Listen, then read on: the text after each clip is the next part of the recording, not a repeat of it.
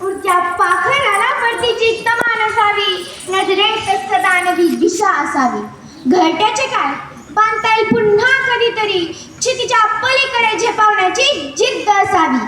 आदरणीय व्यासपीठ, तज्ञ परीक्षक आणि येथे जमलेल्या माझ्या छोट्या मोठ्या बालमित्रांनो, मी कुमारी श्लोका दत्ता ढोणे आज आपल्यासमोर विषय मांडते भविष्य आपल्या हाती. एक बोबडं बोलणारा मुलगा होता. त्याला शिक्षकाने विचारलं, तुला MBA कशात करायचंय रे? पोरगं म्हटलं, सर मला मार्केटिंग मध्ये MBA करायचे. शिक्षक म्हटले, तुला नीट बोलताय ना, आणि तू मार्केटिंग मध्ये काय MBA करणार? पोरगं म्हटलं, सर मी शिकणार तर MBA मार्केटिंग मध्येच MBA शिकणार, नाहीतर शिकणार नाही. शिक्षक म्हटले, बरं ठीक आहे, आपण एक स्पर्धा लावू. मी तुम्हाला प्रत्येकाला रामायणाच्या 100 प्रती देणार. त्या तुम्ही बाजारात जाऊन विकून यायच्या. ज्याच्या सर्वात जास्त प्रती विकून होतील त्याच्यात मार्केटिंगचं टॅलेंट आहे असं आपण समजायचं. 8 दिवस बाजारात फिरले. 9व्या दिवशी वर्गात आले.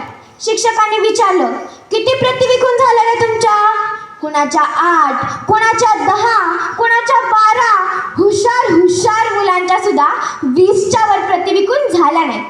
बोबडं बोलणारा मुलगा मागच्या बाकावर बसलेला असायचा. त्याला शिक्षकाने विचारलं, किती प्रती विकून झाल्या रे तुझ्या? पोरगं म्हटलं, सर 100च्या 100 प्रती विकून आलो. शिक्षक म्हणाले, काय केलंस तू? कोणती स्ट्रॅटेजी, कोणतं रेफरन्स बुक? पोरगं म्हटलं, काहीच नाही, मी लोकांच्या दालात जायचो आणि समोर रामायण ठेवायचो आणि सांगायचो, हे रामायण इतकं घेता की वाचून दाखवू? लोक म्हणायचे, वाचून नको दाखवू बाबा, एक वेळ तुझा रामायण विकत घेतो. म्हणजेच त्या मुलाचं बोबडं बोलणं हा त्या मुलाचा विकनेस ठरला की स्ट्रेंथ? दाबून धरला असता तर स्ट्रेंथ ठरला असता का? आपल्या प्रत्येकात काहीतरी वेगळेपण आहे. फक्त आपल्या ते शोधता आलं पाहिजे. ज्या दिवशी आपल्याला आपल्यातलं वेगळेपण शोधता येईल ना, त्या दिवशी आपलं जगणं आपोआप सुंदर होईल. 130-135 कोटी लोकसंख्या आहे भारताची. रोज कित्येक लोक जन्माला येतात आणि मरतात. इतिहास त्यांच्या नावाची नोंद सुद्धा ठेवत नाही.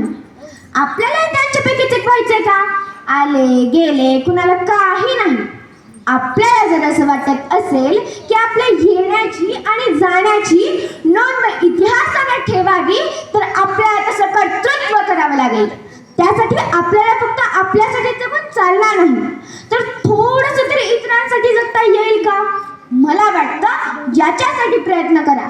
मी म्हणत नाही आपलं सगळं सोडा आणि इतरांकडेच लक्ष द्या, पण आपल्या दारात जर बाग फुलून आली तर त्यातली 2 फुलं इतरांना द्या. आपल्या दारात जर अफाळ भरून आलं तर त्यातील ओंजळभर पाणी इतरांना द्या.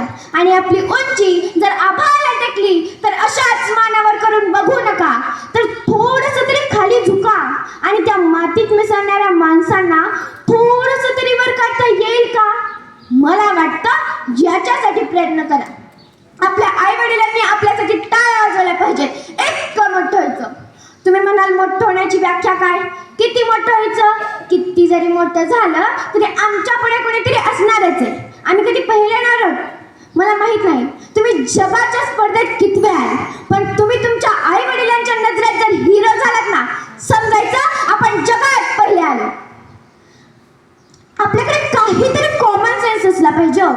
मी एका मुलाला ती ससा आणि कासवाची गोष्ट सांगितली. म्हटलं, बघ, ससा झोपला आणि कासव जाऊन शर्यत जिंकला. पोरगं म्हटलं, हो, खूप दिवस झाले ही गोष्ट ऐकतोय.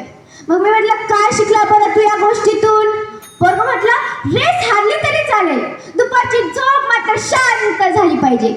कॉमन सेन्स नाही. म्हणूनच तर म्हणते, अवांतर वाचन करा, चांगली चांगली पुस्तके वाचा, चांगल्या चांगल्या मित्रांशी